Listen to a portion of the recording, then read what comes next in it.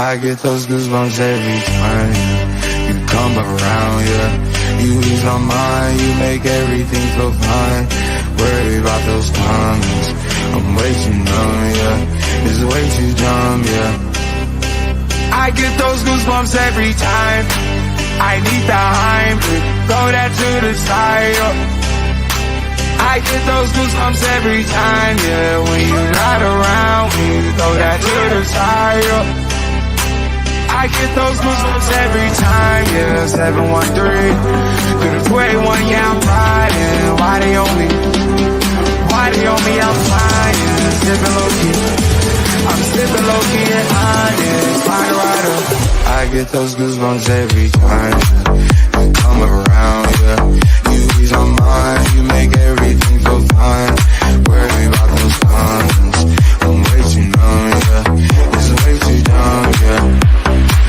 I get those goosebumps every time I need the Heimlich, throw that to the side, yeah. I get those goosebumps every time, yeah. When you're not around, when you throw that to the side, yeah.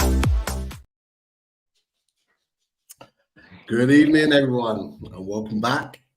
Unloaded Transfer Show, Unloaded Mag, NUFC. Been there stop yet, Richie? Stop. It was a bit quicker tonight. It was actually 2 seconds. I know. Oh, brilliant stuff, brilliant. Before we get into all things Full Loaded Transfer Show discussions, of course, boys, how are we on this fine Wednesday evening? I am grand. Not a bother, Pete. All good with me. All good with me. It's a bit sunny in Galway today. I don't know what's happening. Summertime, sunny. Have been rain since I got back from holiday. But no Chris tonight. Hey, don't. I'm not going there. But he's got another job on. Evening, Chris. Moving swiftly on to Richie. How are you? I'm all right, but I don't know how I'm going to follow up with that from that, mate. Inside jokes. Won't even try to explain it. That's my advice. Oh my God! What a start! Just put it this way, right? Tonight's guest is quite appropriate. Oh my God! Oh. Right. Back to Back to footy talk. Great to have so many people in the chat already. Welcome all. There was lots already in very, very early on. JC was one of them. Harry was another. Welcome, guys, into the chat. I think Bill was in there as well. Dale was in there not long after. Stu, regular now. Great to have you in there as well. Resident Spanner Lisa, how are you doing? We've got Carl, as well as Mark Todd. David Cook, yes. It was unfortunate not to see you, although you probably don't feel the same about not seeing me. You'd rather have seen Lisa. I didn't see that in the chat. And it's the second show that you put that in as well. So you've emphasized the point. So I'm emphasizing the point back. But I hope you're well, David. I hope things are all good. And I can see Jason is in there with a thumbs up. Great to have everyone in the chat. Get your questions in for Ben. Ben is on his way to talk all things Newcastle United. But look, it's only right to just re-emphasize the point and talk about it again. Massive thanks to everybody that showed their support for Loaded Mag NUFC. We are loaded 1 million views. So thank you all for allowing us to be in the position to get that 1 million views. And now we're looking at the next step, where and how quickly can we get to 2 million? And it's you guys that will make the difference. So massive thanks for your support. And look, while we're here, we got to show we've got less than 30 subs to 6K. 25 earlier, yeah. We are getting there. Why not try and get there tonight? Come on, get it to 6K tonight. Let's get us that. Got less than 30 subs. So any new guys and girls in the chat, click that subscribe and come and join the Loaded family. And Daz, likes for tonight? got a rough figure? Likes for tonight. I'm gonna go 400. 400 likes. With the quick turnaround in shows, it's sometimes difficult to get as many likes. So I'm gonna say 400. I'm sure everyone is wondering what is happening now with Tino in. What's gonna happen now in the transfer market? So yep, hit that like button and help us move us up the algorithms. Why not? Definitely. And Jason just put in the chat right at the bottom, 10k subs by the end of the season, easy. Hey, we'd love that. Help us along the way to get that, that's for sure. But look, just while waiting for Ben to arrive, he's just tying up some work business. I want to come to this one with you initially, Daz. An interesting story by Newcastle World's own Jordan Cronin, and says Lewis Miley isn't the only youngster in Eddie Howe's plans. And the story is referred to as the picture is Alex Murphy.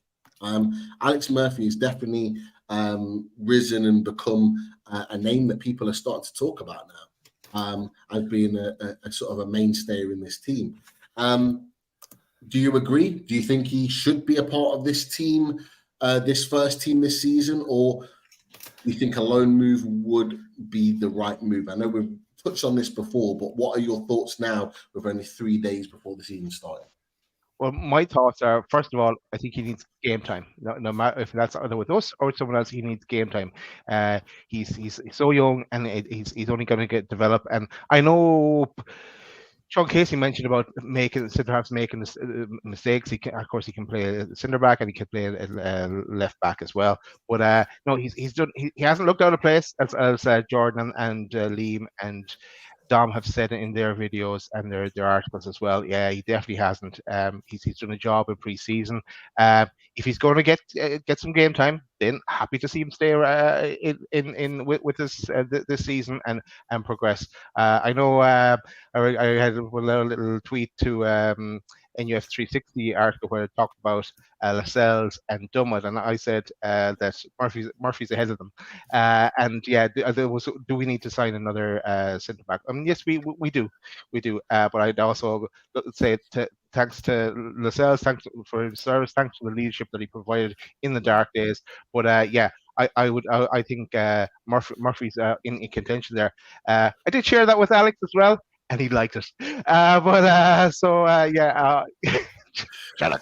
But yeah, but yeah, no. I just want to see him playing some games. I don't want him to stay with us this season if it means that he's only going to get 2 games the whole season. I know training and being around the first team would benefit him as well, but I think he wants to play as well. So even a move to the championship would be great for him, and then we could watch him progress as well. Come back strong. Look at didn't do Elliot Anderson and any harm moving that down the divisions, and now he's pretty much he's definitely in contention now.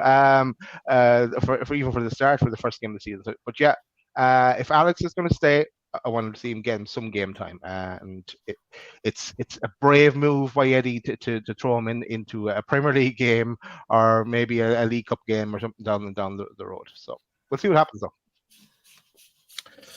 Richie, quick thoughts on Alex Murphy? If you're the same mindset as Daz with regards to he needs that game time.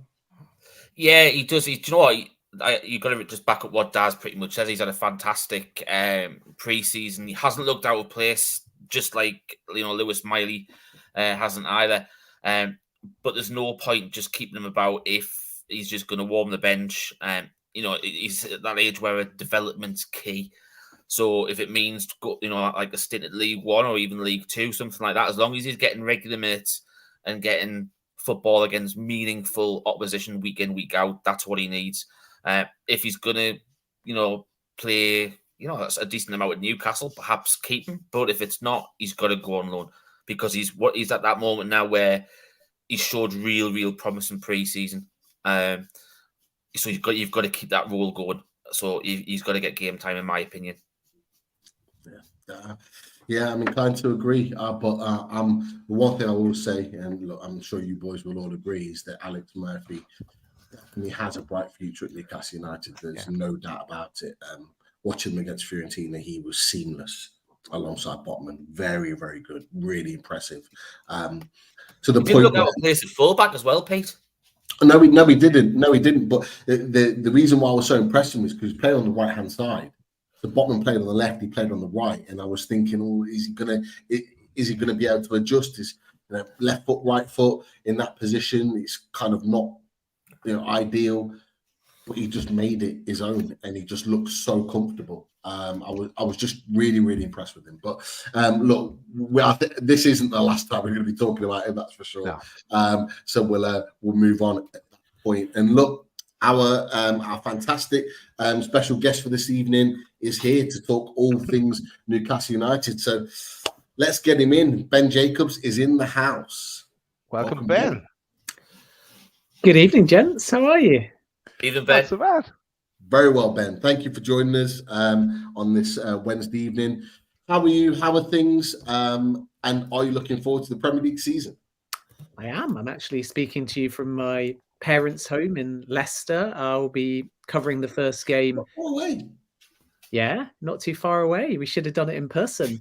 But doing Bournemouth against West Ham is my opening game, which has become a little bit spicy and interesting because West Ham are going on a bit of a spree as far as bringing in players are concerned. David Moyes wasn't happy, but I think they've done okay now in the last few days. It looks like they're going to get James Ward-Prowse and Harry Maguire. So I'm excited for the new season and excited to see whether Newcastle can consolidate their position in Champions League football. Definitely. Yeah, exactly. Definitely. It's back. All the football talk's back, and I'm excited. That's for sure. But just speaking on Newcastle United for a period now, we've already talked about it as a loaded panel, but I want to get your thoughts on our newest signing, Tino, in Tino's old coat. I'm led to believe.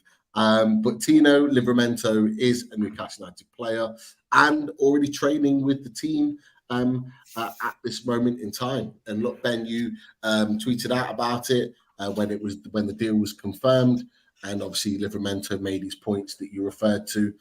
The way the manager plays football is really attractive, and I really like it. Suits me as a player, and to be able to learn from Kieran Trippier is another big thing for me. What are your overriding thoughts and opinions on the signing of Livramento to Newcastle United? I think that Livramento is a phenomenal talent. That's the first thing to say. And Newcastle may not have been the only club in the mix if he hadn't been injured. He did his ACL in April 2022, so missed much of last season. And as a result, not really culpable for Southampton's relegation. He is progressive on the ball. He's dynamic. He's intelligent. And really, in that season before the last one that he wasn't really a part of until the final few games, he'd had a big breakthrough. And Chelsea had a buyback clause, and they briefly considered whether or not to try and sign Livramento. But the thing about Chelsea and the thing also about Newcastle is that what you're getting in Livramento is effectively a right-sided fullback. So if you're Chelsea, you've got Reece James, Malo Gusto, and if you're Newcastle, you've got Kieran Trippier. But the thing that differs Chelsea to Newcastle is not only the fact that Newcastle will need depth, and this season in particular will see more rotation, but the beauty of both Livramento and, of course, technically Trippier as well, is they can go on the left-hand side. So I don't think the plan for Livramento is necessarily to convert him to a predominantly left-sided fullback, but he is comfortable there. So you now have this interesting dynamic of a young talent that needs to play to develop, but Trippier is going to start the big games if fit. But is there any possibility to rotate them around a little bit? Because Trippier's fine on the left-hand side. Livramento's okay on the left-hand side. Dan Burn can play on the left-hand side. So what you get in Livramento is a long-term successor to Kieran Trippier, but a short-term solution on the right or potentially on the left as well as the games come thick and fast. And I think now when Howe looks at that left-back situation, it's really quite interesting because maybe a few weeks back, they were looking at a young left-back, somebody like Lewis Hall, who is about to join Crystal Palace on loan. But it wouldn't surprise me now if instead Eddie Howe just says, let's see how it goes between now and January, because Dan Burn worked his socks off, and he might, if we're being brutally honest, not be a Champions League starting left back. But perhaps he deserves the opportunity because that back four for Newcastle was so consistent. But if you don't want to use him, then you can kind of chop and change with some of the talent that Newcastle have now got. And there are options on that left-hand side. There's Matt Targett as well. So I don't think that Howe will be particularly disappointed if a left-back, another one, doesn't come in, because it feels like having versatile full-backs, especially in modern football, is good enough for now.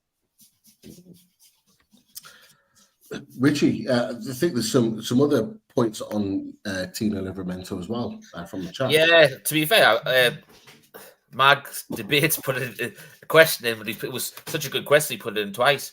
It basically, he wants to know, could Tino also be a cover for Miggy on the right wing? Because obviously there's been a lot of talk saying that he can play further forward, not just on both flanks as a fullback. Yeah, you can. It's so interesting with the modern fullback, because all of them coming through in this young breed are effectively trained to be left back or right backs, inverted fullbacks, traditional fullbacks in a 5-3-2, or play like fullbacks in a back four, even though we're supposed to just call that right back, left back, and then play as right or left midfielders and wingers. And Livramento has a lot of stamina. And I think that the only thing stopping him being converted into that position is that he's not really had that consistency when playing in a more advanced position where output's expected of you to get those goals and assists. When you're a fullback, you're sort of blessed a bit more, because although the expectation is that you'll bomb forwards and put in quality deliveries, nobody expects you to chip in with 5, 6 or more goals. I think when you advance someone in this Newcastle side into, let's just call it a winger or a wide midfielder, the expectation with what Newcastle have got is that that role is going to have to chip in. And I'm not sure that at this point, Livramento's got that in his game, regularly playing at this level. So it could develop. I've not seen enough of his finishing to say that he would have that kind of product innately. He's got a super delivery. He's got a very quick release, and the passing is kind of direct and incisive. But I've not seen much of him in a start wide, burst into the box, get a shot away. And I think that Newcastle kind of require that this season, because when I look at what they've got, and I'm being like brutally honest by ridiculous standards, because if we just say, what have Newcastle got to make a push for the top 6, or what have Newcastle got to make a push for the top half, they got more than enough. But if you're saying, what have they got to get 70, 75 points, which is comfortably, or at least in the top 4, then you either need a leading goal scorer. That might be Alexander Isak. It could be Miguel Almiron if he starts this season like he did last.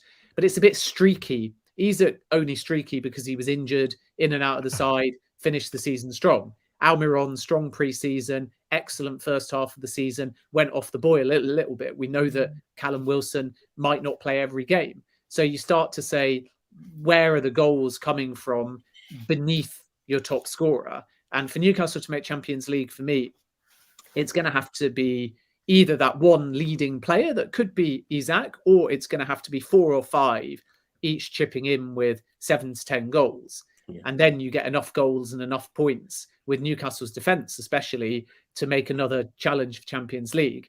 So then when you sort of add that up, you obviously think you got Joe Linton, probably gets 6 to 10 goals. You got Bruno, who might get 5 or more. It's hard to tell with Bruno because he can go on these little like scoring streaks and be very offensive minded. But obviously Joe Linton's still likely to get more goals than Bruno. So if we put Joe Linton at 7 to 10, then Bruno probably is around the 5 mark. And then you say Callum Wilson, let's just call it double figures, put whatever number you want on that. Isak, double figures. So then it's 1 or 2 more. And hopefully that's Harvey Barnes, who obviously got 13 Premier League goals for Leicester last season. But if you're talking about a winger, a wide player on that right-hand side, and it was to be Livramento pushing further forwards, he wouldn't have the goals output, in my opinion, to match the volume that's required. So I think he's being brought in as a long-term successor to Kieran Trippier. But I also think that he's a short-term option to Howe, because Trippier, again, is one of those players that you got to reserve him a little bit for the big games. So if Newcastle go on a Champions League run, then there might be 1 or 2 midweek Premier League games where he doesn't start. And then if you add FA Cup and League Cup, plus anything off the bench, of which Livramento is going to get plenty of minutes, he still could end up playing 25 or 30 games across the whole season if he's fit. It will just be a bit more like maybe an Elliot Anderson last season, who I think played technically 22 times, but only started 3 games. And I think that will be the starting point for Livramento. And then the season after this season, if he's fit and confident, that's when you might see genuine competition on that right-hand side. Because trust me, if Livramento gets going, he's not just a squad player at Newcastle, he's a top talent. Definitely. Pete, just before you go on, Tino, we've seen the chat. We've got Match Day vlogs on, obviously renowned from coming on our away day shows with Southampton from the last couple of years. But just Stu Amos actually asked Match Day vlogs basically what their thoughts were on them leaving, and he's actually put a reply in. So if anyone that he's want to know what he said, he just basically says that he's absolutely gutted that Livramento's left, as you can see from there, but obviously not begrudging an opportunity for Champions League and a 10 times pay rise, enjoy a quality player for the future. So, I know we've discussed him in depth recently, because obviously the move's been touted for a while. So we've all had the same feelings. So it's nice to get that, and obviously he's going with well wishes. Obviously, apologies that we've nipped them from you, but obviously, unfortunately, I think that's what happens when relegation. As Ben can testify to, when we got Harvey Barnes as well. So it's unfortunately that's what happens with relegation. We've been there, twice under the Mike Ashley era, so we do feel your pain on that one to a degree. Great to have him in the chat there, and Stu, fantastic point as well. Daz, is there a super chat? There is a super chat. There's 2 things I want to kind of bring is first of all to say thank you to Jordy Mick, the giver of the best hugs ever, Jordy Mick. But he's also kind of put in a question as well. So I think it's only fair we put his question in as well. So he goes, Ben, what's happened with Tierney leaving Arsenal? There's a bit of a talk today again, because we at the start of the transfer window it was all Kieran Tierney. Then nothing for months, and now starting to come towards the end. There's more talk of Kieran Tierney. Have you heard anything there? Yeah, I think the latest news is that a loan option might be explored by Real Sociedad for Tierney, and that may be an indication, depending on if they're gunning for an obligation to buy or an option, that the player wants game time, but Arsenal might want that chance to bring him back. And Tierney didn't do much wrong for Arsenal the season before last. It's just that Zinchenko came in and his game time has been diminished. So the starting point of Arteta, I understood, was that if Tierney was happy at Arsenal, Arteta was happy with Tierney staying, because he's hugely valued as a squad player. And again, they're going to have a lot of important games now they're back in the Champions League. And if one thing Arsenal learnt from last season coming into this season that can help them, it's that depth is necessary, because as soon as Saliba got injured, they faded. So what if Zinchenko gets injured? You'd love a player like Tierney there that can come in. But obviously you have to listen to the player and whether he's happy with that role, which is why a loan might be a solution to buy a bit more time to assess.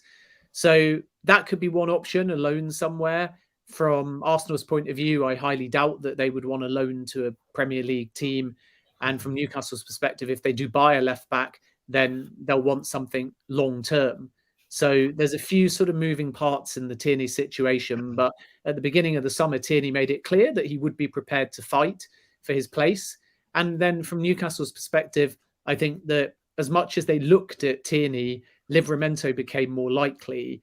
And that might sound strange to say, because again, with Livramento, we're talking about predominantly, if not almost exclusively, right-sided, and with Tierney left back. So it's not like they're the same player, but you have to look collectively now this window if you're Newcastle, because they've spent big money on Tonali and then Barnes and now Livramento. The initial fee for Livramento is 32 million. So when you add up those 3 fees, that's big money for Newcastle because of financial fair play, because they haven't had Champions League season on season on season. And I think that now we got a month or so of the window to go.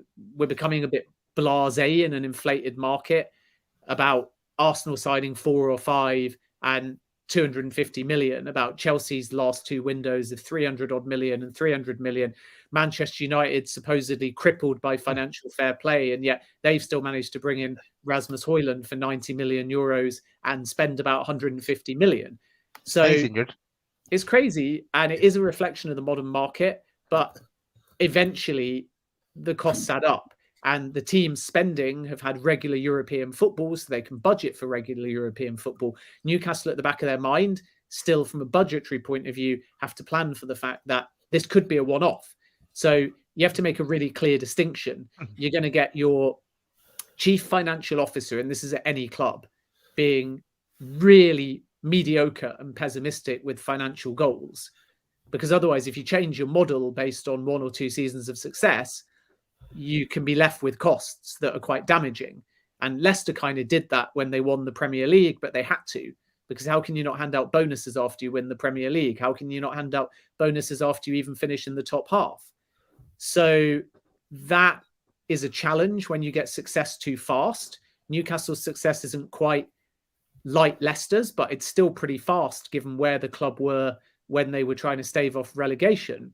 So there has to be an element of financial conservativeness, whereas at least if you're Manchester United, you may not be budgeting this season for Champions League, but you're certainly budgeting for European football and how you spend and how you offer wages and incentives and bonuses. Newcastle have to be a little bit more cautious, but that's strictly from a financial point of view. And believe it or not, when setting financial goals, virtually half the Premier League base their financial goals in terms of projected prize money, in terms of spending, in terms of everything, on pretty much being mid-table or lower, even if their actual football goal is top 6. There's only a handful of clubs that budget season on season with their projective budgeting on Champions League football, because unless you've had it 4, 5, 6, 7 seasons in a row, you simply can't do it. It's too risk reward.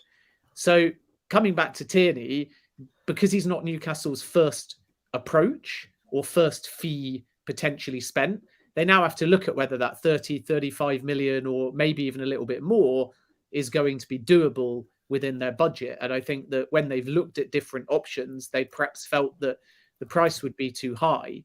And some people might be listening and saying, how is Tierney going to be anything more than 30 million? He's not even a starting left back at the moment. But again, you got to take whatever you thought the value was, and then you've got to look at the inflated market. Because if Lavia, who at the moment has only got 1 active suitor in Liverpool, is 50 million, if Højlund was 90 million euros, if Declan Rice was 105 million, if David Raya is about to be loaned to Arsenal and the option to buy there is 30 million, if Harry Maguire is about to go to West Ham and is, I think, 30 million as the final fee, if Scott McTominay's valued at about 35 or 40 million, something in that ballpark, if Harvey Barnes, even at a relegated club, is 40 odd million or something again in that ballpark, then there's no way that Tierney is under 30 million. And is that 30 million that Newcastle have still got? So I sense that because they've made some excellent signings, Newcastle, but also spent some big money, when they pick their next target, it won't just be based on who they need. It will also be based upon what is financially feasible now. And that might discount 1 or 2 targets, even if Eddie Howe would love the luxury of being able to sign them. Great answer. Great answer as always. Yeah, maybe I will go to the super chat as well, Pete, because that was my other thing. Super chat received. And yeah, this comes in from The Rock. Now, I'm not sure if it's the real Rock. The original. Yes, it could be. Well, you had mentioned Man United, Ben. But he asked, Ben, I'm genuinely interested in your opinion on Qatar, possibly the ownership of Man United and regarding their human rights. You've been very vocal on PIF. So there's a nice little question there from The Rock. Yeah, I mean, the Newcastle takeover was more about the actual narrative around it than me going on anywhere and slagging off Saudi Arabia human rights. The point was more, who do you test? Who's got control of the club? And the Premier League obviously determined through these now infamous legally binding assurances, whatever they may be, that there wasn't the need to test MBS. And as a consequence, regardless of whether he or the government would have passed or failed the Premier League owners and directors test, there was no need to go down that line to get the takeover over the line. I think that with the Qatar takeover, there's a slight difference at the moment, which is that Sheikh Jassim and the 9-2 Foundation are saying they're a private individual, whereas with Newcastle, even though Yasser Al-Rumayyan and the listed directors argued that they were not influenced specifically by the government or MBS, they put themselves forwards as PIF. So there is a slight difference, and one comes from the public sector and the government sector, and the other is obviously a private individual. So we can't necessarily judge yet Sheikh Jassim until it's more apparent who is on the 9-2 Foundation. Because yes, maybe through scrutiny, they're not who they say they are. It's very possible, I even think likely, that this private individual is influenced by the Emir. We know that Nasser Al-Khalifi has been involved in consultations. So the first thing, if they win, is who are they? And then the second thing, based on who they are, is who will have control over the club, which is the word the Premier League use. And then if that control is from the Qatar government, for example, more scrutiny will be needed. And with Newcastle, remember, it wasn't necessarily about how Saudi Arabia's broad human rights record that needs improving would stop the takeover. It was actually about piracy and also about who were the right people to test. Because if MBS was tested, why would he have failed the Premier League owners and directors test? In likelihood, because the Premier League would say that we believe you were behind a large-scale operation of stealing our rights. It's actually less likely that the Premier League would say you failed because of your countries and your individual human rights record, because what the Premier League do is they try to follow suit with government sanctions. So as soon as a government sanctions an individual, the Premier League can mirror that. But if the individual isn't sanctioned by the government, it's a lot harder for the Premier League to take action unless it directly affects them, which is why, for example, Roman Abramovich was forced out of Chelsea, because as soon as the government put sanctions on him, the Premier League were in a much stronger position because they were replicating the government rather than trying to get ahead of the government. So again, with Newcastle, the Premier League had their own thing. They could be more bullish because they were directly at odds with the Saudi Arabian government and challenging them legally because they believed that they were behind the stealing of Premier League rights. But with human rights, it's almost a case, as a journalist, as a fan, of using sport to shine a limelight. So there's an anti-sports washing element if large-scale operations and organizations on behalf of countries or governments are to use sport as soft power, whether cynically for sports washing or just ultimately for all of the obvious things like tourism and jobs, which are more positive and strategic. If that's what they're going to do, then there's a flip side, which is that sport can also be used for those that wish to criticize or scrutinize. And I think that's only fair for balance. So again, if Qatar win, we need to shed a light on who they are and what they are, whether positive or negative, in exactly the same way as was done with the Newcastle takeover. I think the only real difference is that the Premier League don't have beef with Qatar. The Premier League don't have an individual legal case that was ongoing, as with the Saudi Arabian government. And that's the big difference. PIF had the media minister in them, the same media minister the Premier League were trying to get in a room with to determine what legal action was possible over piracy. With Qatar, it's simply a case of who are they? Are they private or public? Who's got control over that bid? And whoever's got control over that bid, the same with Newcastle, needs to be tested. Then, when we know who those people are, we can determine whether or not they should or shouldn't be in the Premier League. There is or there isn't a human rights issue and anything else. And I think that the one thing the Newcastle takeover did is put a proper scrutiny and transparency over everybody. It wasn't just a case of bashing Newcastle or bashing PIF. The Premier League didn't come out of it particularly well in parts. The process didn't come out of it particularly well in parts in terms of how robust and transparent the owners and directors test was. Nobody came out of that particularly well because there was no clarity. It was just a back and forth with lots of different competing sides and narratives, and it dragged on. And because it dragged on, we still don't know categorically the exact involvement of the government, the exact involvement of the Premier League, the exact involvement of PIF, the exact involvement of beIN Sports. There's lots of different versions, but everyone throughout the process said, we've got nothing to hide. It's transparent. So put it out there. But they still haven't. And I mean, nobody. I'm not specifically talking about Newcastle. So we'll never know. But one thing that the process did was it made everybody aware that this Premier League owners and directors test does need changing and does need regulation. So now, hopefully we'll be in a position where we won't have to have this debate. We won't have to have fans feeling like journalists are just attacking them, because it'll be out there. It'll be more open. And as a result, anybody that wants to buy a football club in the Premier League will have to lay their cards down, will have to say who they are, and won't be able to kind of sneak in through the back door like many owners have done in the past, and then find retrospectively that they're not fit, they're not proper, or they're bad for a football club. So even though that won't be much comfort to Newcastle fans, my hope is with every takeover, the Qatar bid included, what we get post Newcastle is just a more consistent Premier League owners and directors test, and a more transparent Premier League owners and directors test, because then every football fan of every football club can feel like every takeover is both open and fair. The Rock certainly put us down. He took us left field with that one. But yeah, great points as always, Ben, on that. And it is a very broad conversation that we could continue on for another 10, 20 minutes at least. But I do know there's a number of transfer links that one or two want to kind of look at in a little bit more detail. And there's a few that have been going around.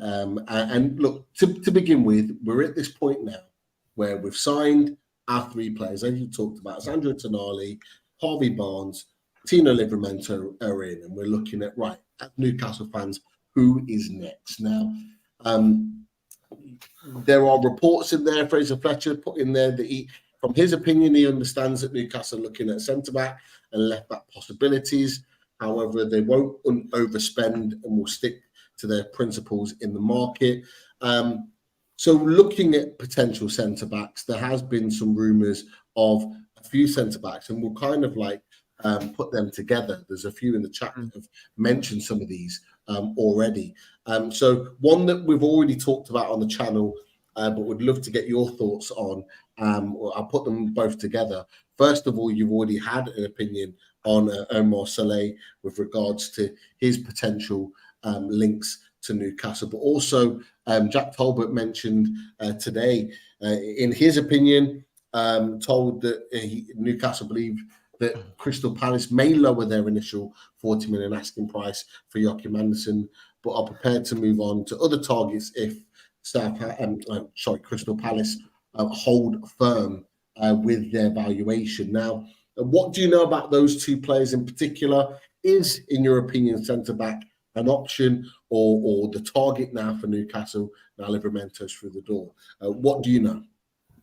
Yeah, I think the centre-back is a tricky one, to be perfectly honest with you, because anyone that watched Newcastle last season will immediately see that it's very tough to break in and get too much game time. So you start looking either younger or for a little bit of depth. And Newcastle are quite lucky, I still think, in the centre-back position. They've got enough there, especially when you consider that they only play a back four. So it's not necessarily my understanding that centre-back is the top of Newcastle's priorities, to be perfectly honest with you, even though we've seen some reports to the contrary. But those names that you mentioned have got a little bit of substance to them. I think with Joachim Andersen, the price is too high at this stage. And you can understand why, again, for the point that I've already made a few minutes ago, that a lot of centre-backs have been on the move, and many of them have been 30, 35 or 40 million. So if you take that, then you immediately know that every other selling club is going to be using that as a yardstick. So we might see another centre-back. I don't think it's impossible, but I would also say that Eddie Howe probably only wants 1 to 2 more players maximum between now and the end of the window. So centre-back could be one of those two. Left-back could still be one of those two. I think it probably is fair to say that a defender will come in, and we now need to wait and see. I know that the Anderson links have some genuine substance to them, but simply not at that price. And Newcastle are in a position now where they don't really want to be in a position where Newcastle tax is added to everything, PIF tax is added to everything. And a few agents are trying that in terms of offering clubs to Newcastle that they know are going to have either more sky-high wages, or potentially clubs trying to sell to Newcastle because they think that they can cash in, because everyone's looking at Saudi Arabia and what the Saudi Pro League are doing, and they're confusing the issue. And just because PIF are involved in a big spending strategy in Saudi Arabia doesn't mean that that's the same PIF that are operating for Newcastle. And it is easy to confuse that, but we have to make a very clear distinction that PIF control 4 clubs, not 1 in Saudi Arabia. So, of course, they're going to be busier. And the money from those 4 clubs for the big signings is effectively funded by the Ministry of Sport.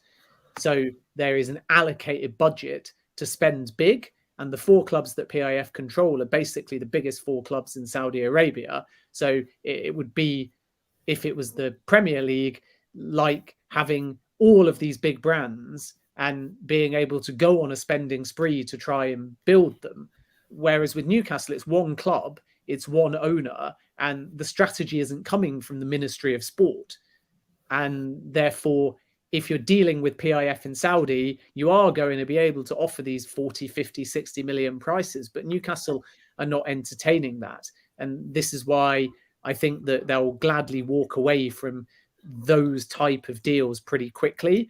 To throw a new name in the mix as well, I was talking a little bit about this with Liverpool as well. Max Kilman is one to watch in terms of a centre-back option. And Newcastle have explored the terms of that deal. Ball-playing defender. Didn't have the best season for Wolves last campaign, but the season before that was outstanding. And Kilman's already been the subject of an approach from Napoli, I think for about 30 million euros. Might have been 30 million pounds, but something around that ballpark, and it was rejected. And there's been a little bit of interest historically from Tottenham, but Ange Postecoglou is a bit worried about his pace. And there's also been a little look at him from Liverpool, but I think last season put them off. And West Ham have taken a look as well, but they've now obviously moved on to Harry Maguire. So that's the type of name that could move late in the window and might be attracted to a project like Newcastle, even only as a depth player, because he'd get Champions League. He'd probably get a wage increase as well. So I would keep an eye out on the centre-back, but I also think if they don't get a centre-back between now and the close of the window, Newcastle won't be particularly disappointed, because there's still in a back 4 a fair amount of depth there. Interesting. New name, guys. New name, Max Kilman. We had mentioned him way back before. He is, well, Stu's just put in the chat, I rate Kilman. He is a talented player. You got to feel for Wolves. You got to feel for Wolves, though.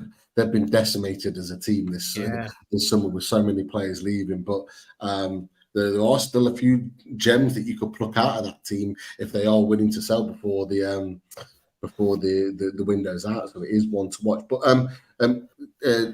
someone else in the chat just put in, I think it was Tom Dixon again, about Sole. And I know you touched on Sole.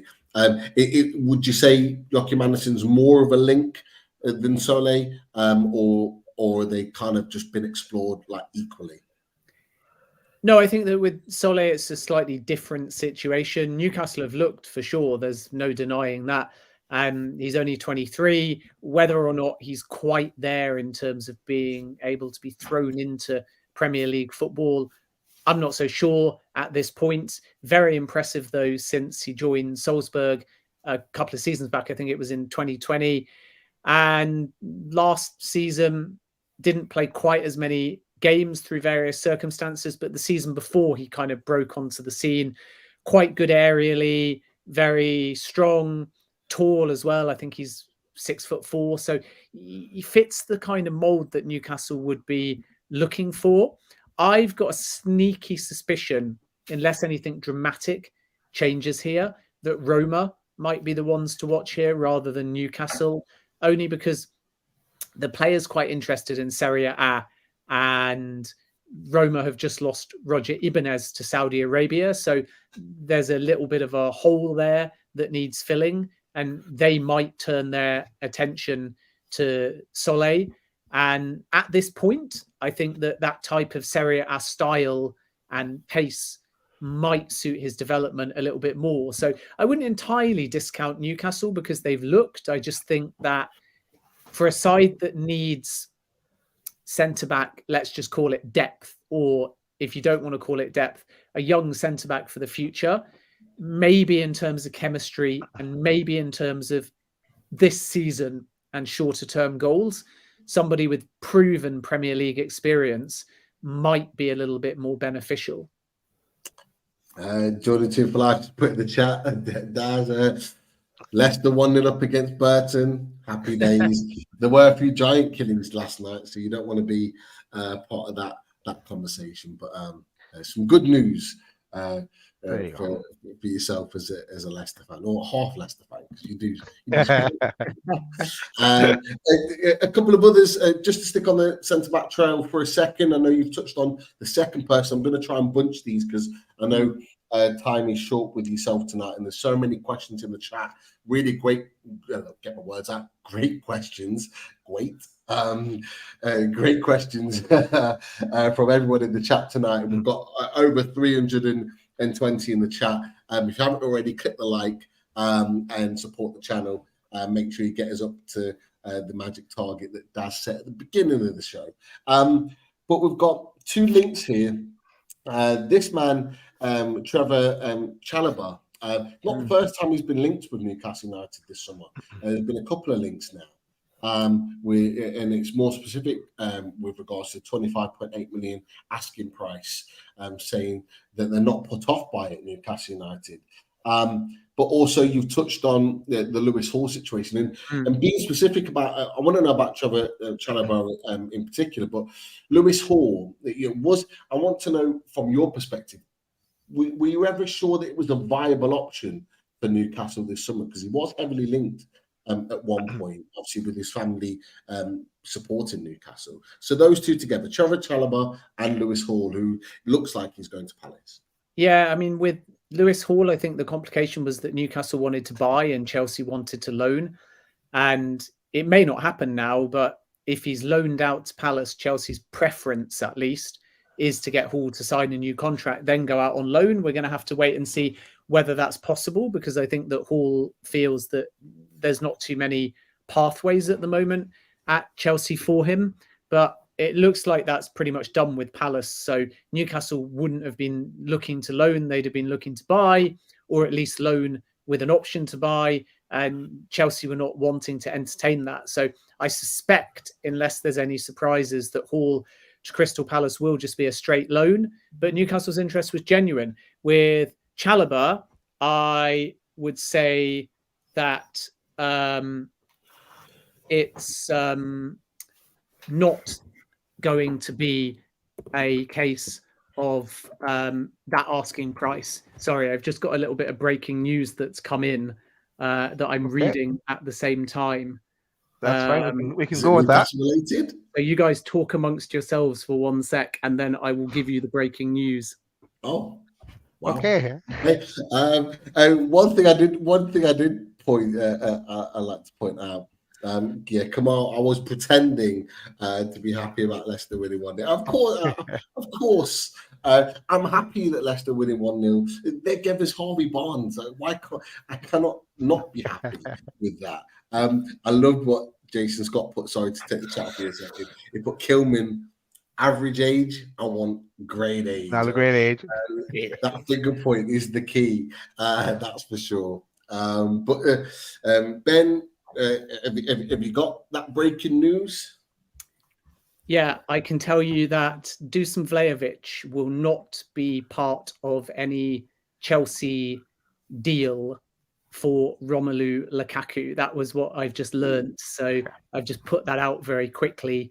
So two things at once, a Newcastle chat and a Chelsea chat simultaneously. But Dusan Vlahovic will not be part of a swap deal. See, you're telling us he's coming to Newcastle.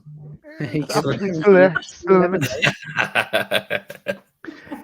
Maybe Pete, we should well stick with an Italian. Is an Italian who went to Turkey. Maybe we'll go there next. And Zanolo, who's behind me there somewhere. Well, yeah. Any kind of links there with Newcastle? Or where do you think he would end up? Is he on the market? Lukaku? No, Zanolo. Zaniolo, you mean he'd obviously only just left Roma and out of really difficult circumstances, which made it quite tough, I think, for him. And he'd had some horrible injury problems as well. A long-standing Newcastle scouting, the same for Spurs as well. But I think that Eddie Howe doesn't quite see him as the right fit necessarily.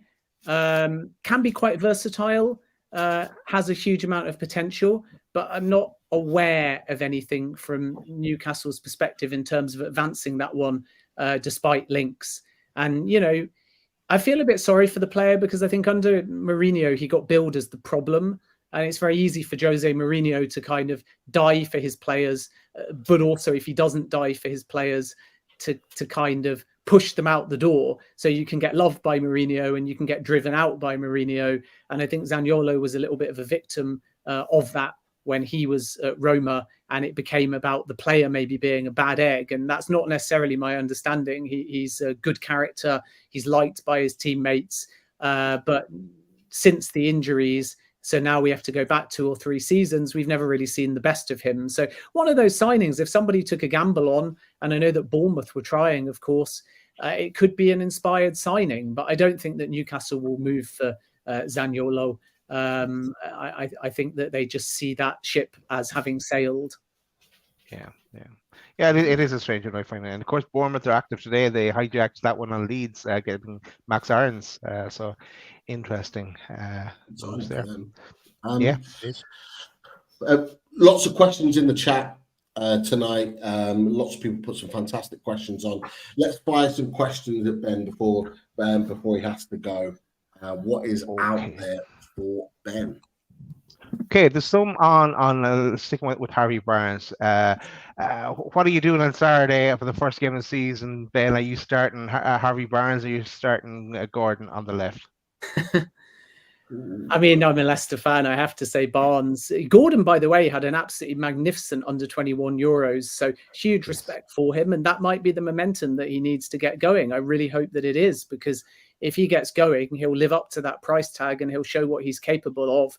So maybe he deserves a chance because he's been at the club for longer and he's had a fantastic summer. But the thing about Barnes is that he's coming off the back of a season for Leicester, even when Leicester went down, with 13 Premier League goals. And he's been at the club for long enough, including with the squad in America, that you don't have to worry too much about integration. He's got that sort of lung-busting energy, that innate ability to find chemistry in a new team very quickly. And I think that Barnes will take to Newcastle and Newcastle will take to Barnes like a duck to water. And that's why I think come opening game, it will be Barnes to get the nod. But it's a privileged position to be in for Eddie Howe because for the first time since joining Newcastle, albeit, as I say, internationally rather than for Newcastle yet, Gordon's shown a bit of consistency, a bit of bite, a bit of hunger. And if you can translate that into Premier League football, Newcastle have got a heck of a player. Cool. I'll go with this one. I'll say it'll be quick because I'll say shoot this one down fairly quick. From David Cook asks, question for Ben, how strong are the Florian Wirtz links to Newcastle? Again, it's one of those where we keep hearing about Wirtz and Newcastle, and I think that we've heard about this for sort of a few windows now. I think it's a difficult one. 20 years of age, so a good profile. I think it'd be very tough to bring in an attacking midfielder at value when Leverkusen are quite resistant to any kind of deal. Possibly the price would be in excess of 60 million, which I think will prove to be outside of Newcastle's budget. And I'd also keep an eye, by the way, on Manchester City, who have looked. The feeling is that City are going for Paqueta, and also with Paqueta, the player wants the move. So West Ham may be forced in the end to do that deal. Even though Paqueta went on social media and said he's happy at West Ham, I think his head will be turned by Manchester City. So with that kind of fee available, 70 odd million, I think Manchester City might move if they don't get Paqueta for Wirtz. I wouldn't rule that out, whereas I think that he'll be out of Newcastle's budget for this window. Cool. I'm going to combine two different type of questions together, and I'll read them out. I'll go for Jordy 2 for life. This one first. Question for Ben: is financial fair play is killing football clubs in the Premier League? Only option is stopping the other. It's stopping other than the big six growing and being able to challenge the cartel. That's one question. And then to throw that on top of that is David Cook's part of it. Chelsea had another financial fair play historical charge. Surely points deductive this time. So what's your whole thoughts on that? And maybe even throw in another one into that. Sorry, Ben. It's about the moves in Saudi. I suppose a whole general FFP related question. Where's it going now? What's the future of it with all these charges on the horizon from the various different clubs? Saudi spending lots of money and making it difficult in the future for Premier League clubs. And Chelsea, what are they at? Yeah, in 2 minutes before I go to dinner. Yeah. Three of the bigger questions. Order your dessert now. Look, with Chelsea, the reason why there's no points deduction or anything like that under the financial fair play is because these are charges that are tied to the old ownership group. And there's two sort of aspects to these irregularities. One is a UEFA settlement, and Chelsea's owners effectively came in. And when they came in, they realized that there might be some financial liabilities they didn't know about because they had to do their due diligence at super speed. So they offset some of the sale price in case they were going to get fined or they needed a settlement. And then when they realized that there were financial irregularities, they reported them to UEFA. And because they reported them to UEFA, so they weren't discovered, they were brought to UEFA by Chelsea's new owners. That's why there's no significant punishment other than an agreed fine. It's different with the Premier League investigation, which broke in the last 24 hours, because much like Manchester City and Everton, the Premier League may end up sanctioning Chelsea, and one of the potential punishments is a points deduction. So we'll have to wait and see on that, but we can't rule it out. And I think that's important at this point to stress, because we're not talking about Chelsea only getting a slap on the wrist. We're talking about an ongoing Premier League and Chelsea investigation. With Saudi Arabia, I think that the financial fair play, if we can call it even that, is just different.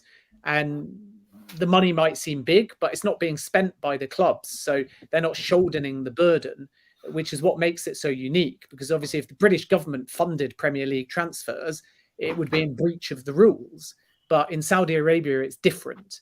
And because of their structure, there effectively is no financial fair play. Remember, financial fair play in this context that we're talking about is UEFA. So the Saudis are not bound by that. So even though I'm oversimplifying it, they can basically do what they want. And I think that's quite significant to point out, because ultimately taking a UEFA rule and assuming it applies to Saudi Arabia is crossing over jurisdictions. And this is why Saudi Arabia have got full autonomy and remit to do what they want. And then with the new financial fair play and Premier League rules, I think they're a good thing. Remember, financial fair play and profit and sustainability, which is the domestic rules, they're there to protect the clubs. They're not there to hamper them. I think fans feel like they're being hampered because they can't spend, but you don't want your club to spend if it's not sustainable.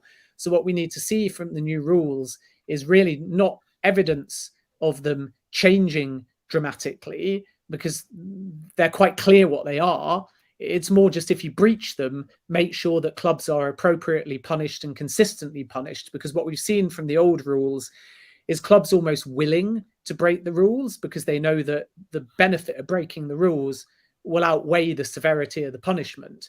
Now we need to ensure that not only are our clubs sustainable under the new rules, but also that if they are to breach the rules, because the rules are fair and are staggered, so you've got plenty of time to get up to speed with the rules, that if clubs willingly, brazenly, or even arguably unintentionally break the rules and are persistent offenders, then we have to make sure that these European bans or these fines or these points deductions, if they're domestic breaches, are fairly upheld, because then you have a deterrent. Whereas at the moment, financial fair play exists to protect, but it's not as big it hasn't historically been as big a deterrent as it could be. And until it is, the elite clubs are just going to keep offending and offending and offending, because why will it really matter to a big club if they just get a 10 million euros fine or something like that? So I think that's the key thing in all of this, is just making sure that the rules are transparent, the rules are consistently applied, and that the punishments are followed through with and are not just empty threats. Cool. Ben, I've 2 questions. One, I'm going to go with a cheeky one, and just you can rule it out really quickly if you want. It's a dream of mine. Fati. Any chance of him? Not going to happen. Okay, we move on. Okay, let's combine it with Bruno's contract. Talk about him potentially signing. Hopefully, he will sign that contract. But then also couple that with where do you think Newcastle will finish this season? Yeah, I think Bruno will eventually sign. That's my feeling. And obviously, we've had links historically, even though there's never been too much to them to date with Real, but they've just spent a lot of money on Bellingham, and they're also going to be quite focused on Mbappe now, and even getting Mbappe next summer on a free is going to cost a lot of money. So I don't see that one happening. We know that Bruno might have his head turned by an opportunity, but I don't think that will be in the next few weeks or in January. If you're Bruno, what you might do is just wait and see, because if Newcastle take a massive step backwards, then you perhaps can't blame him starting to look elsewhere, because he sees himself as a regular Champions League player. But right now, there's no reason to leave Newcastle, and that's why I think, as we currently speak, he's untouchable. And then where will Newcastle finish? I mean, I've said many times that there's virtually nothing, I think, between Newcastle, Manchester United, and possibly Chelsea, depending on what they do this season. I think that above Newcastle is Man City, Liverpool, and Arsenal, with Liverpool maybe being the surprise to some, but Liverpool were dreadful last season and they still weren't in the end that far off Newcastle. So I think they'll improve, and I do think they'll finish above Newcastle. So they're in that top 4 race. And unfortunately, because of the way the Premier League works, if we had Spurs and Brighton and Villa, you could have a great season, just miss out and finish 8th. Or you could sneak in and be 3rd or 4th. And it really is that tight. So just because I'm on a Newcastle podcast, I'm going to say 4th. But after a few beers and off a Newcastle podcast or on a rival fan podcast, I may be bumping Newcastle down to 6th. But that were keen by any chance. It's 4th for the purpose of this show. I love it. Go on, sorry, Daz, go on. No, I was just going to say no. Thanks, Ben, for trying to get through all the questions. I know Chris Banks. It is cruel to say, can you answer this in 2 minutes, Ben, with some of these questions? But and there's a lot of love for your jumpers. So people are missing your jumpers. So next time we get you back on, hopefully it's colder and you can wear one of those jumpers. Sounds good. Right then, thank you so much for taking your time. Go watch the second half of Leicester City, and look, we'd love to have you on again soon down the line. I'm sure we'll be in touch. And good luck for the first game of the season. See you later. Thanks, Ben. Cheers, bye. Great to have Ben on, but don't go anywhere. We're not finished just yet, because there's a few other topics to throw at the boys before we head off. And look, one of them was the Ansu Fati situation. You know, is it really something that we could maybe pursue? He's 20 years old. He does tend to play on the left, but they are saying in Barcelona that he could potentially do what it looks like Dembele is going to do and go off to PSG. Could he be a player that Newcastle look at? Is he a player that you'd want? He has got injury history. Is that what we're looking for? What do you think? Yeah, look, it always is a mess at Barcelona over the last couple of years, and the big sponsorship deals that they got paid up in advance as well to keep them going, and they always have some amazing talent, and they always will do. The Tifo does a nice little cartoon style explanation on the Fati and the injury, and is he the same player that he was? But yeah. He's part of my as you know, guys, my football manager 20 dream squad there, along with Tunali, up Macanto as well, and another player we're linked. Oh yes, obviously was part of that as well. But yeah, so yeah, he's one I have kept an eye on. But no, probably won't happen. But you never know what will come the end. What Barcelona have to balance the book somewhere. And balance their squad numbers as well, Pete, because I know you have another topic on that. Yes, there is one. But any opinions on Ansu Fati, Richie? I think with the fact that it's not likely to happen, but I think if any move was going to, you look at he tore the league up for a time when he came in, but I think what you've got to look at is it would be an expensive deal to do, probably knowing Barca, because obviously as Daz just said, they've got to move people out, balance books and stuff like that. You'd probably have to go with a loan up with an obligation or option to buy. Make sure he proves his fitness. It will probably be a big outlay. And as Daz said, they've got to balance the books because, that post I put in the chat, our chat earlier today, that there's a technicality in Gundogan's content where he could actually walk away for free again from Barca, because they need the space basically just 6 weeks after signing, because they've got no space to register him. It's just absolutely laughable. It's not the first time they've been in this position where they've had deadlines to get players signed on it. And the likelihood is because they've signed him that it's likely to happen. But I tell you what, if it doesn't, I think all of the teams should just go close shops to him till after Sunday, and then Gundogan can walk. Yeah. There you go. He's got his signing bonus. It's not his fault he hasn't been registered. That's true, and he would still be entitled, I imagine, to some form of fees because this is all legal stuff now, but it was Barcelona's responsibility and Barcelona's failure not to sign him up. So they invalidated the contract, not him. So I imagine there'd be massive legal issues if he was to walk away and sign for somebody else. But it's an interesting situation. It really is. But he's a super talented player. I'm sure he wouldn't be. He wouldn't be kind of without any offers. Ben's talked about this one, and he actually touched on it yesterday. In fact, Man City are intent on signing Lucas Paqueta. Lots of people have got excited about this because it could potentially mean Newcastle are interested. Personally, I don't see it this season, but next season, his claw comes in. Clause, should I say claw? What is going on tonight? I said great earlier, and now I'm saying claw instead of clause. Yeah, great age. But yeah, if he doesn't go to West Ham, is the question I'm going to ask you, boys. Man City. Sorry, Man City. I give up. How many brandings do you have today? I'm not. I'm literally. This is like 2. You're sobered up, so go on. Yeah, pretty much.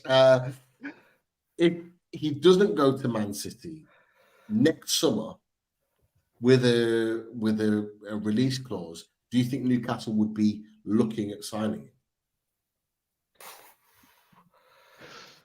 I don't know, because were we ever really in from last year? Do you know that you've got to look at that?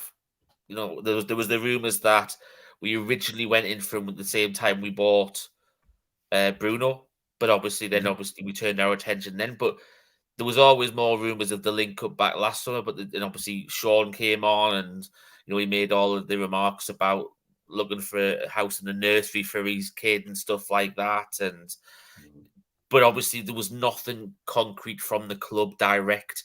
So it's hard to say.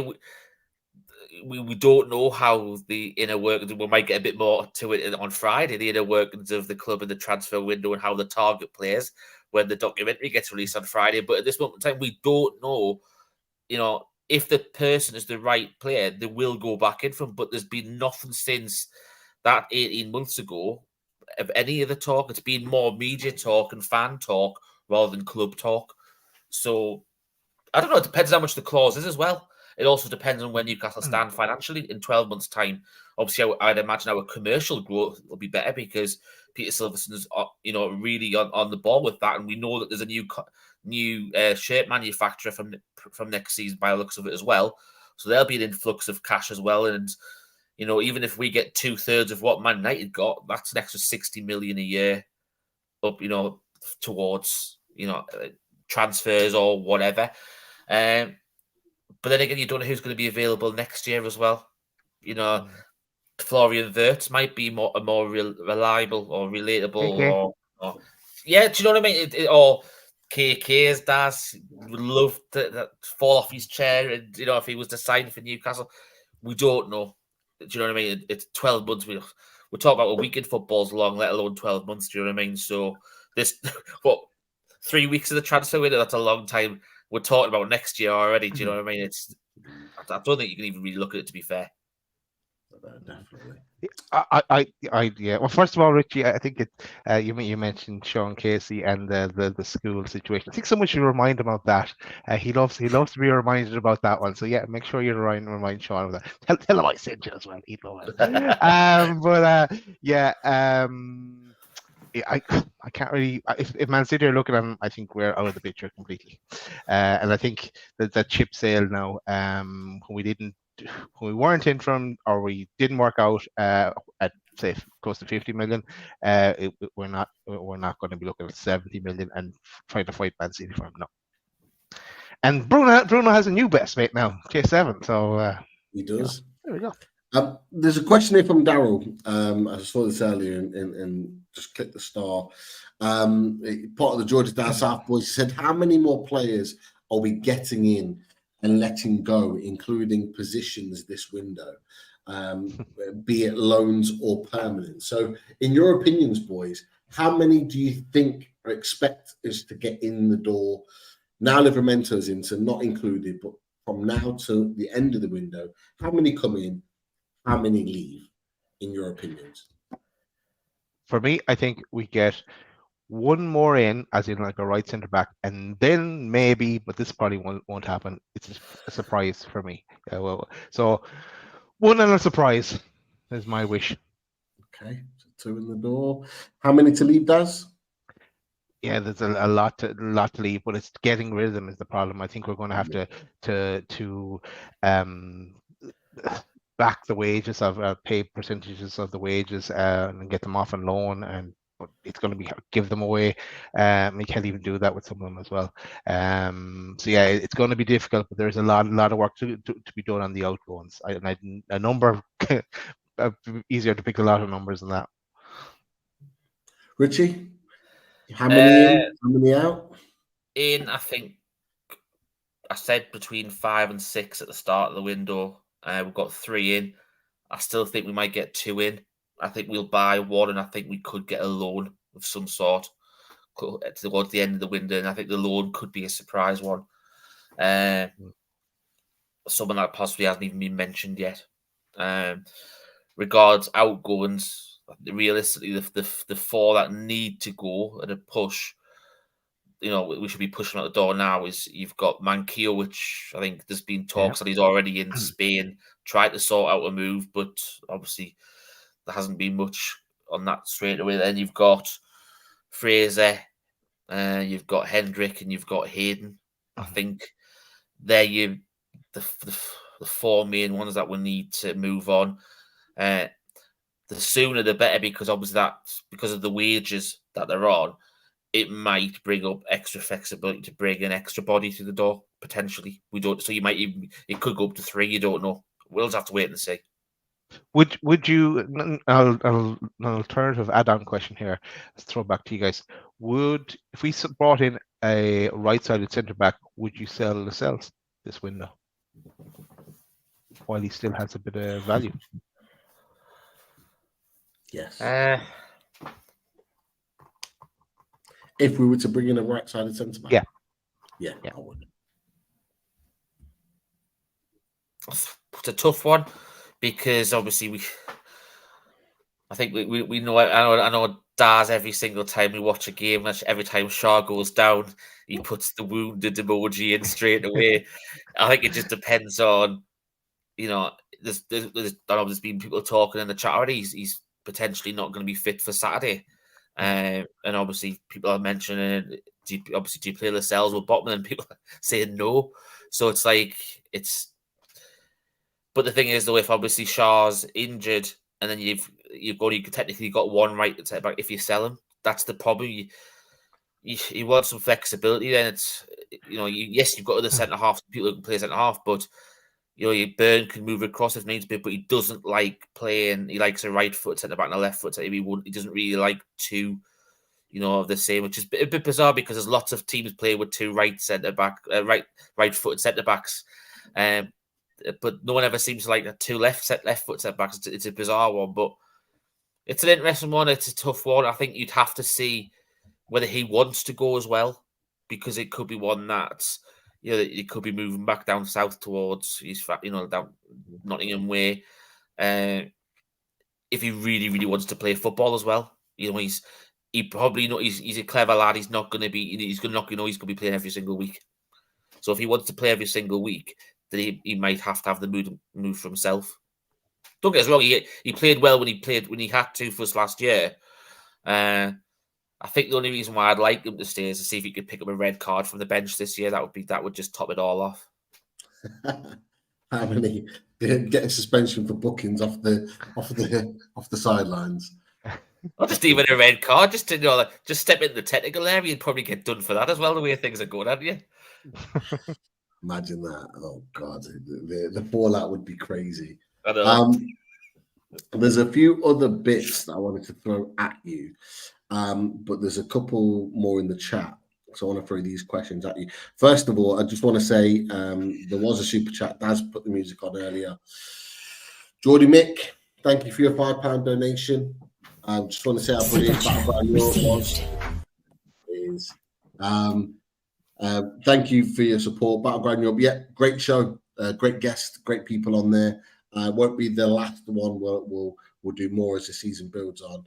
But thank you for your support. Yeah, cracking show.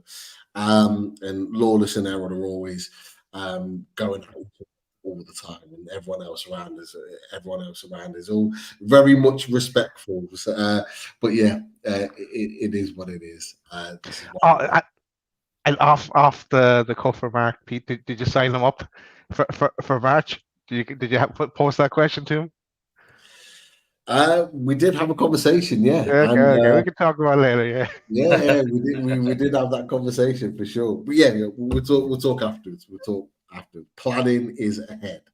That's all I'll say on that. Other questions in the chat. There was one here that I just popped up from Bill. Did anyone on the panel notice that Callum Wilson seems to have become a more complete player in the off-season? He seems to have worked on his link-up play and assists, in his opinion. Something that you boys have noticed in pre-season? I mentioned it the other night. I've noticed there's a really good link-up play with Barnes developing. I've noticed that over the last few weeks. There was some good interplay between them on Sunday in particular. Yeah. So, look, I think with a striker, you have to be, selfish. But there's something you've also got to realise sometimes there's a time when there might be someone in a better position for you.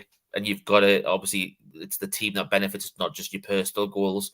And I think he realises that as well, due to the fact that where he's in his career, where we are now as a team, what leagues we're going to be playing in competitions this year, I think he's a sensible enough lad to realise, and obviously Eddie Howe will, reiterate that.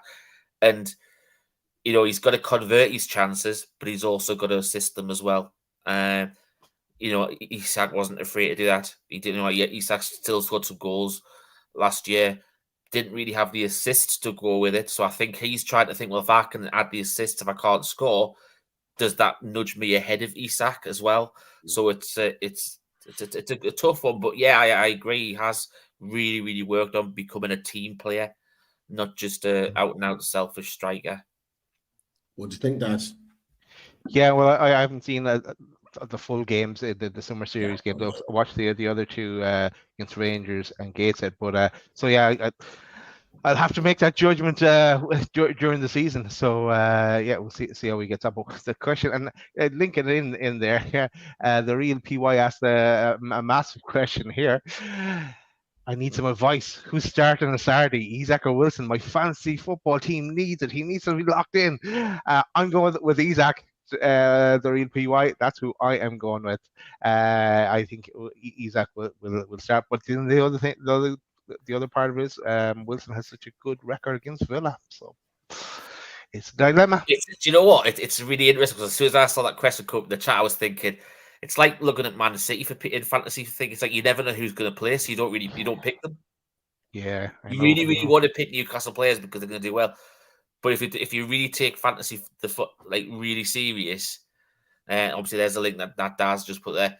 You can't pick Isak or Wilson because you don't know who's going to play. I got caught out a couple of times last season doing that. I would be Isak Wilson played and vice versa. So they did well though. They rack up a good number of points. There was often I got caught a couple of times putting Isak as captain, and then Wilson scored a brace, and you're like, oh, for fuck's sake. That run that he had at the back end of the season, Richie, that was the point in which I'd stopped focusing on fantasy football, and I went back to it afterwards, and I had Isak in instead of Wilson. I was like, for God's sake, the one time in the season where I would have racked up loads of points. But yeah, I don't know. But look, I have to say, we are less than 20 away from 6K. Wow. We are dropping towards that 6K milestone. So if you haven't yet subbed, make sure you do. Certainly before you're on the way out. Click that like as well. I was about to say, especially after the chats that we had, brief chats that we had last night about our what should we say? Saudi have got the 2030 goal. The Loaded have got the 10K goal. The stuff that we would talk about briefly last night, there's some really, really good things potentially in the pipeline. And I'm telling you, you need to get subscribed because if you miss them, you'll kick yourselves. You really, really will. Hopefully before 2030, Richie. Yeah, it won't be Saudi 2030 though. Well, 2030, 30K. Let's see. There you go. There's a new target. You never know. There we go. That could be our 2030 target. But there's a question I wanted to ask Ben this, but to be fair, I think it's a really good question for you guys to answer, and I want everyone in the chat to answer this question too. And it may not be as easy as some people think, or may well be. It was from the Chronicle today. The other day, they put in Newcastle United have already overtaken Tottenham in the Premier League elite. Now, we all know, being long-standing Newcastle fans, that before Mike Ashley, we were ahead of Tottenham. We were ahead of them, getting Europe regular, in the top 5 regular, whilst they were in the middle of the table. And it obviously switched over. With the Mike Ashley takeover, and Tottenham have gone on to Champions League finals and various other things. Are you of the mindset, like genuinely, is it a solid transition now in your minds that we are now bigger than Tottenham Hotspur as a club? Now, I'm going to ask you this question. Boys, I'll come to you with this. I want to know what people are thinking in the chat. Is this your mindset? Put it in the chat, let us know. But boys, are we now considered bigger than Tottenham Hotspur? My answer, hell yes, we are. We were bigger last season, and we're bigger. They might have a shiny new stadium, and that does look lovely, but They don't have what we have, the passion, the atmosphere, and we're going places on our project. And the other thing is, for me, I think Harry Kane will end up at Bayern yet. Bayern don't give up too easily, and some kind of Daniel Levy is working in the background there. He wants to get the best thing possible, deal possible. Of course, why wouldn't he? But he's a hard bargainer. But I think he's going to end up at Bayern, and if and when he does, Spurs are in deep trouble there. Options there. I actually have them down as I think.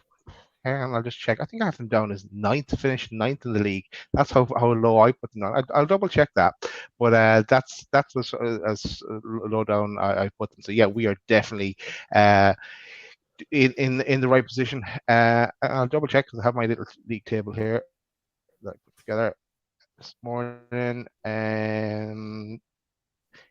Spurs ninth.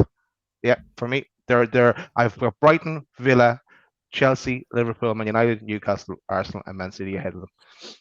They're just pip West Ham tonight. Richie?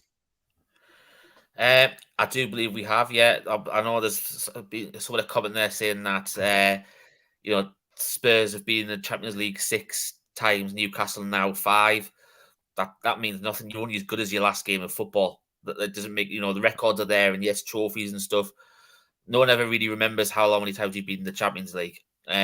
Unfortunately, I think yes, we've overtaken them now. But I think it's now about this season is not necessarily a huge season for Newcastle as such, because I think Newcastle, as we've discussed before, we're on an upward trajectory now going forward. Full stop. It's just obviously how long will it take us to get to we're challenged for the title season in out sort of thing. But if you look at Spurs, and I think the way Daniel Levy's doing business with regards to Harry Kane and Bayern Munich, we always know he likes to play a hard ball. He's always done that with transfers, full stop.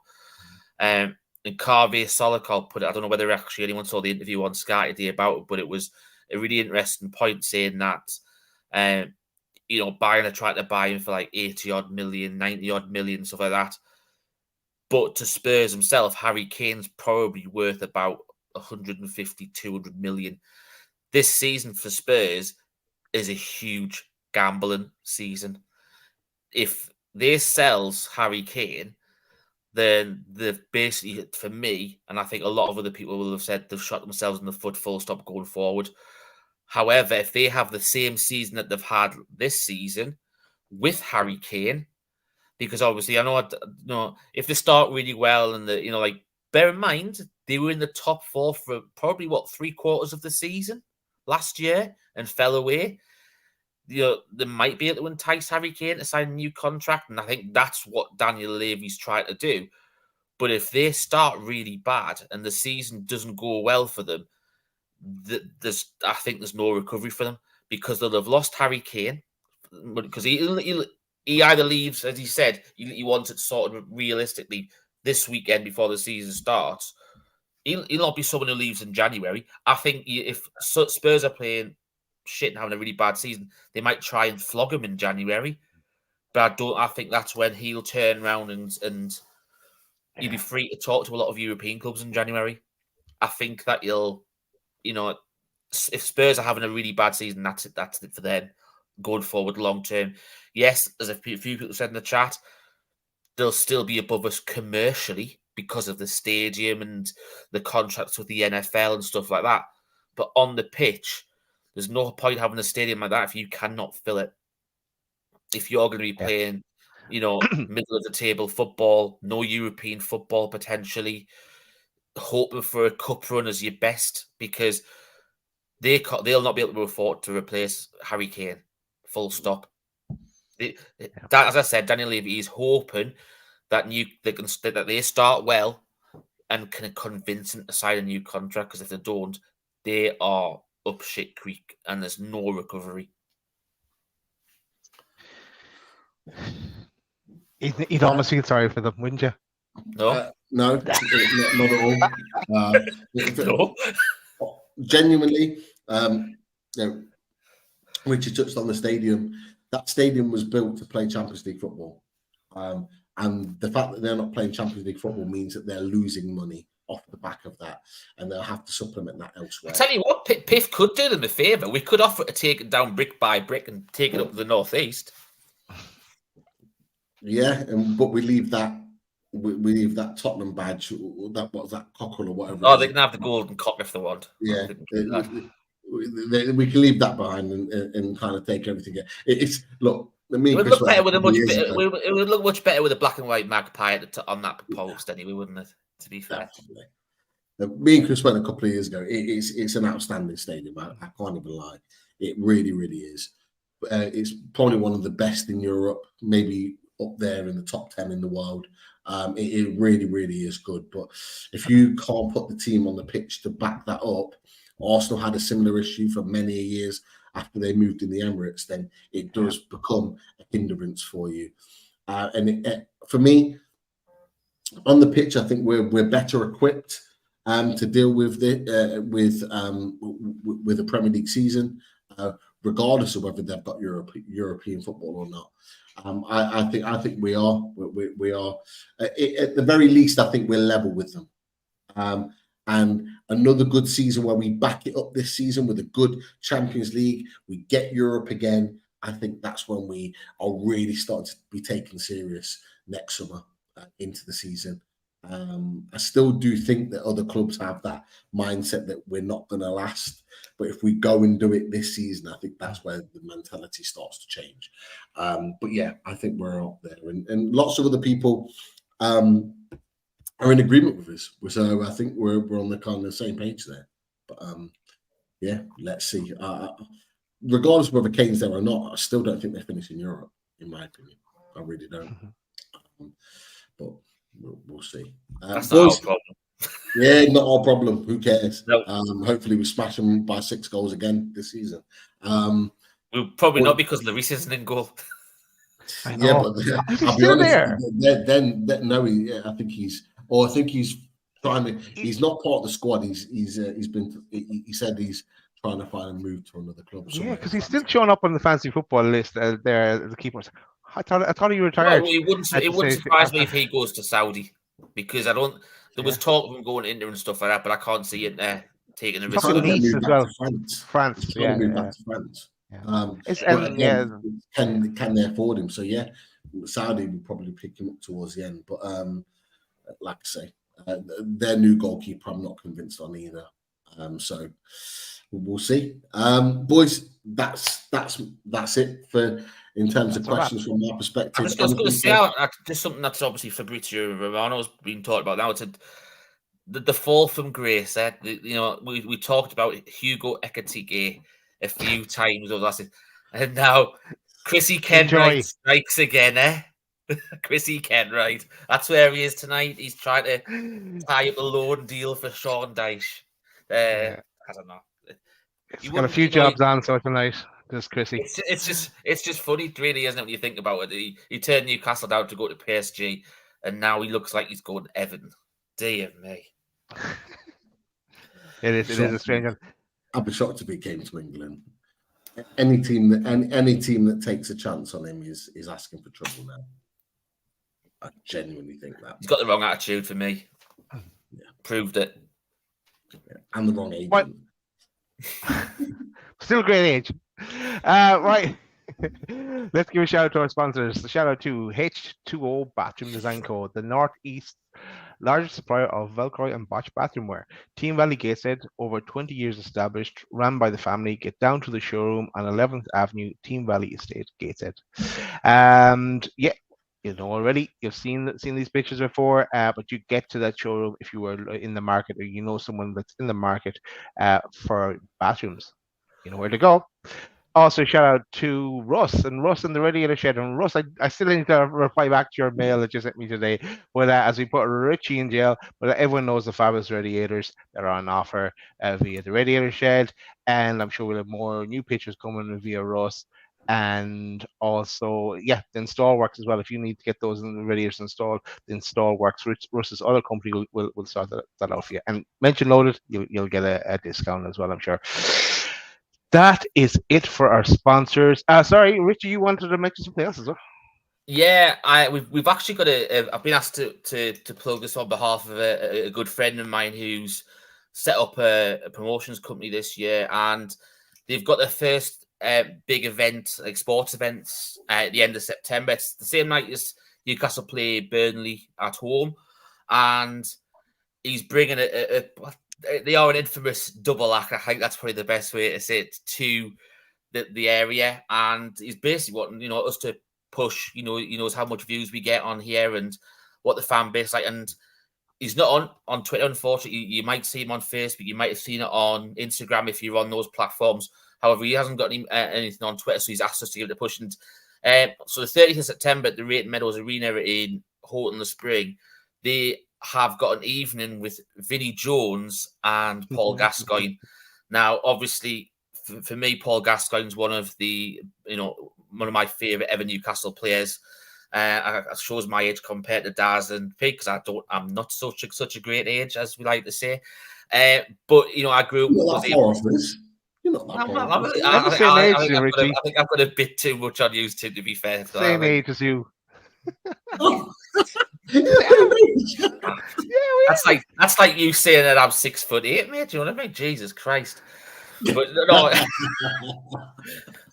in all seriousness, folks, look, it's a fantastic night, and if you go to the website, like Penthouse Events, you will be able to get tickets. There's different packages available, drinks on board of the packages as well.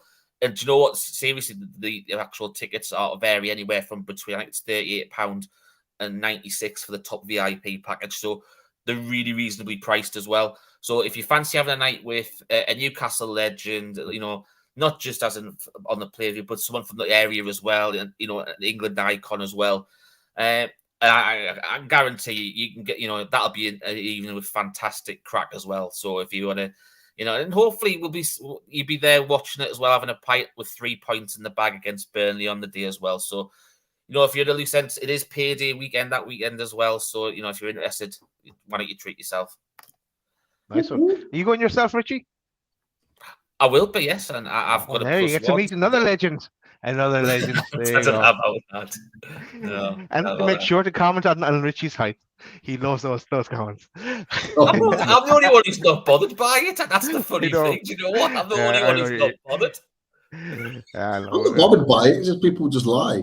They just lied about me. That's all. That's all I'm bothered about. Right. The other thing we must mention before we shut up shop is what's happening tomorrow. And who do we have back? The first one of the season, Pete. Here it is. Away Days is back, and we've got a double whammy guest appearances. We've got Rich Sutherland back from the Villa Park podcast, and if you've watched the 12-Man podcast, we've got Billy from Total Screamers podcast. Both Villa fans. They've been on before, and it should be a really, really interesting chat about Villa. Obviously, Villa have made some good signings, had a good pre-season, and it's going to be a massive game on Saturday afternoon. We're talking all about it, and we're going to get into detail about it as well. So, let's go. The season has begun. Then on the Sunday evening, matches game is on Saturday, but Sunday evening we're going to be back with the reaction show. So tune in for that as well. Hopefully it's a positive reaction, and we're looking up towards the top of the table where we will be for hopefully the rest of the season. So, well, let's see how it plays out, and we'll see how the other games, the first games of the season play out too. That is it, I think, guys. Thanks to everyone in the chat. Thanks for all your questions. Thanks to Ben again, and make sure to hit the like button on the way out. Hit that subscribe button if you're new, and because we're very, very close to 6K, and it would be great to get it in the next show, or even before it. But thanks everyone, and we will see you later. But one thing to say, Richie, do you want to say it, or we get Keith back to say it? Yeah, what? He didn't even want to say it. He was like, look, how do you like that? How you like